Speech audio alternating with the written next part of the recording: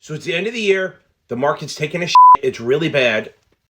You're losing money like crazy. Well, remember something. If you don't sell it, you didn't actually lose it, right? I mean, it's tough to watch red in your portfolio. But knowing that if you didn't sell it, you actually didn't take a loss. But let's say you have gains somewhere else. I don't know where, but let's say you do.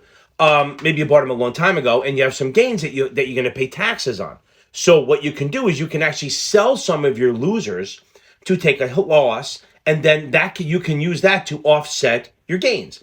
You can take a tax loss. You can take a loss to offset your gains. Capital losses can offset capital gains dollar for dollar. You make 100 grand and you lose 100 grand, you pay no taxes, okay? But if you take the loss and you don't have any capital gains, or you have more losses than gains, you can only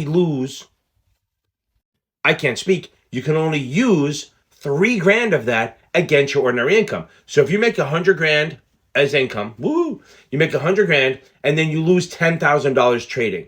You can use 3 grand of it to reduce your income to 97,000. You want to pay tax on 97,000. The rest of it carries forward to the next year, which makes sense. And you can keep using that until you use all your losses. I'm going to reverse that a million times.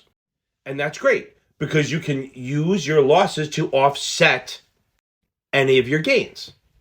Capital gains dollar for dollar, and ordinary income only up to 3 grand. But this is where people make the mistake.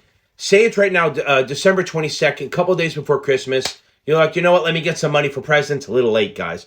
And I take the loss. I now have a loss on my books that I can use to offset my gains. And I do. I offset my gains. I offset my income. I'm good. I'm lowering my tax bill.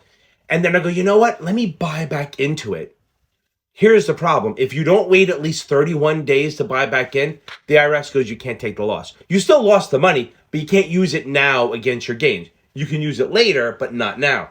So that's called a wash sale. A wash sale is if you sell stock for a loss or even do any trade for a loss and then get back into the position within 30 days. It's a mistake people used to make. They'd sell it on December 31st to take the loss, end of the year, and then go back in a couple of days later and go, oh, I'm back in the position, but I have a loss to write off. The IRS goes, no. So a couple of things. If you sell stock for a loss, you have to stay out for 31 days. Okay, on the 31st day, you can buy it back. They consider you've been out long enough. But here's the thing. They've all tried it. You can't buy calls. You can't buy warrants. You can't buy rights. You can't buy convertible securities. All of them turn into stock, so it would be like replicating owning stock. So again, taking a loss now isn't the worst idea in the world, but you have to wait 31 days to get back into it, or their ass goes, no fucking way.